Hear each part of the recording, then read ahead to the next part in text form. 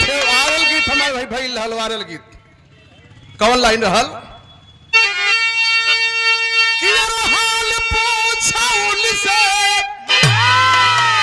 हाल पूछा उनसे हाल पूछा उनसे कि गरीबिया हाल पूछा उनसे ए भैया गरीबिया हाल पूछा उनसे आज के नून रोटिया महाल हो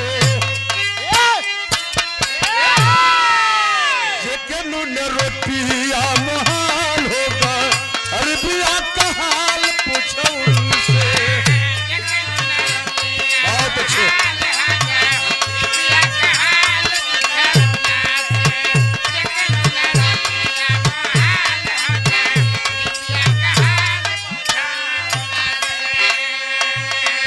पढ़े लिखे सम्मानित लोग बैठे हैं कौन नहीं गरीबी से उठा इस दुनिया में जो गरीबों को देखा है नजदीक से वो जानता होगा मेरी लाइन है कौन सी लाइन है सुनेंगे अच्छी लाइन है क्या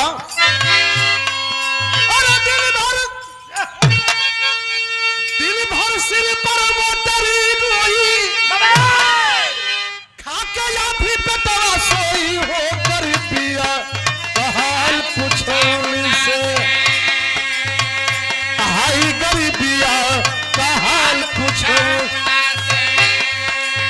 मिले नहीं सपनों में दाल हो मिले नहीं सपनों में दाल होगा अरे बिया का हाल पूछो उनसे मिले नहीं सपनों में दाल होगा बिया का हाल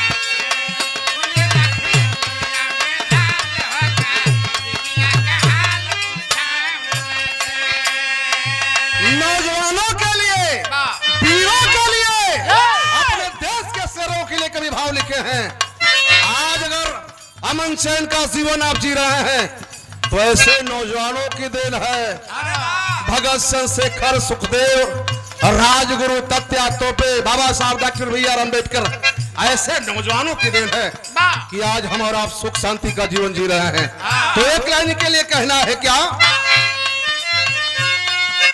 सान रहले मितवा सान रहले मितवा की सान रहले मितवा वतनवा के सान रहले मितवा हाय वतनवा के सान रहले मितवा देशवा के खातिर दिहले जान हो देशवा के खातिर दिहले जान हो तनवा के सान रहले मितवा देशवा के खातिर दिहले जान हो तनवा के सान रहले मितवा देशवा के खातिर दिहले जान हो तनवा के सान रहले मितवा हर हो नौजवान चाहे हिंदू हो चाहे मुसलमान हो चाहे सिख हो चाहे ईसाई हो इस देश की रक्षा के लिए एक रास्ते पे लोगों ने चलने का काम किया इसलिए कभी भाव लिखे हैं क्या और रहे बरसात चाहे गर्मी कभी न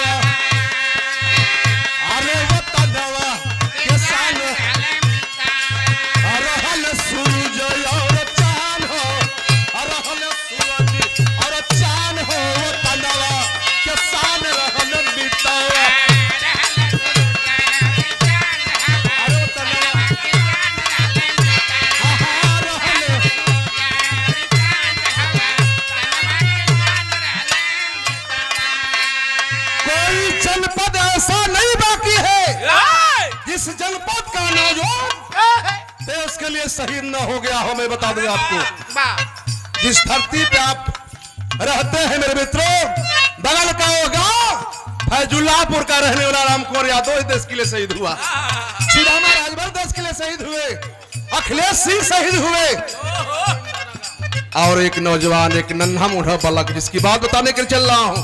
कोई बाकी नहीं है, कोई बिरादरी बाकी नहीं है। जो नौजवान, जो बच्चा देश के लिए कुर्बान न हुआ। एक लाइन में बता रहा हूँ आपको, कौन सी लाइन है? मौत के मुन्ना राजी भरी की कहानी, राजी भरी की कहानी।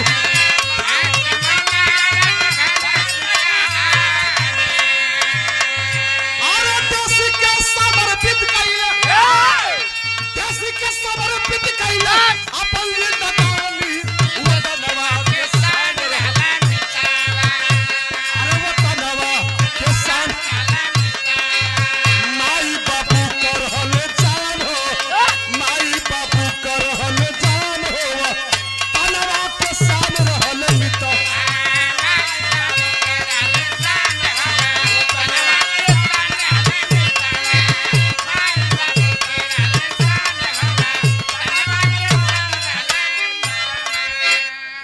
लाइन पे गौर करेंगे, इनाम मिले चाहे न मिले, लेकिन हे भाई लोग बैठ के गीत सुन ले बजा, यही कलाकारों की धरोहर है।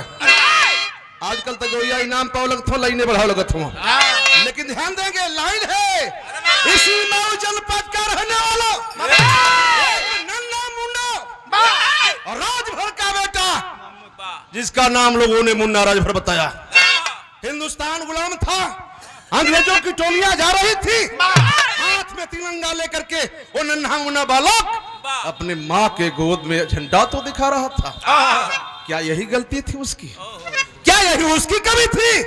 अरे नन्हा मुन्ना बालक हिंदुस्तान का तिरंगा तो दिखा रहा था, यही बर्दाश्त अंग्रेज से नहीं हुआ। साले अंग्रेज हमारे भाई को, हमारे बेटे को इस दुनिया से मिटा दिए। कोई काल्पनिक बात नहीं है। आज 23 मार्च का दिन है, तमाम लोग शहीद हुए हैं। मित्रों देख रहे हैं, पीछे लगाए हमारे राही कवि जी। आप जानते हैं तो हिंदुस्तान का बच्चा बच्चा इस देश की लड़ाई लड़ना जानता है, कोई जनपद बाकी नहीं है। एक लाइन और है, कौन सी लाइन है? गाजीपुर का अब्दुल हमीद ललकारी,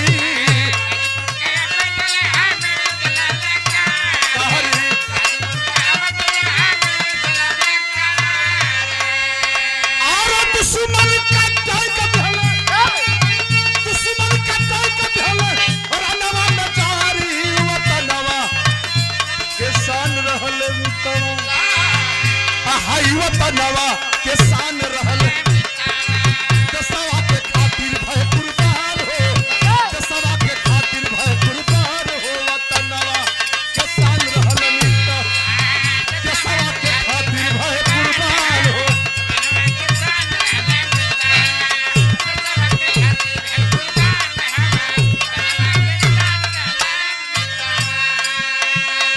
कलाकारों की लंबी लाइन है, मैं नहीं चाहता कि समय ज्यादा लूं, चूंकि मैं पाबंदी में रहना जानता हूं। मैं गीत गवाता हूं, मैं गीत गाता हूं, जानता हूं समय कलाकारों को लेना जरूरी है। बहुत बहुत आप सबका स्वागत, सत नमन करता हूं ऐसे वीरों को, ऐसे नौजवानों को, जो नौजवान आपके लिए, हमारे लिए कुर्बान हो गए। इसलिए आखिरी कड़ी है क्या?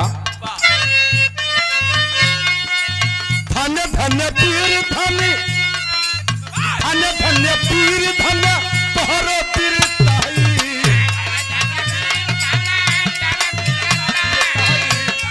आदरणीय सरवन यादव जी, आप प्रधान जी के बाद।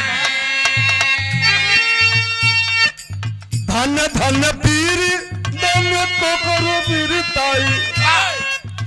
आरो जबले रही चाँद तबले, जबले रही सूरज चांदी, कीर्ति गवाई वतनवा के शान रहले मितवा, वतनवा के शान रहले।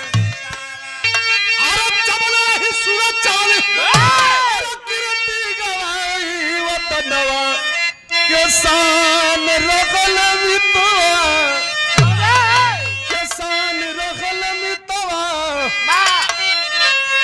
अब बिपिनू में से, यह बिपिनू में से करे है सम्मानो, अरे वतनवा के साथ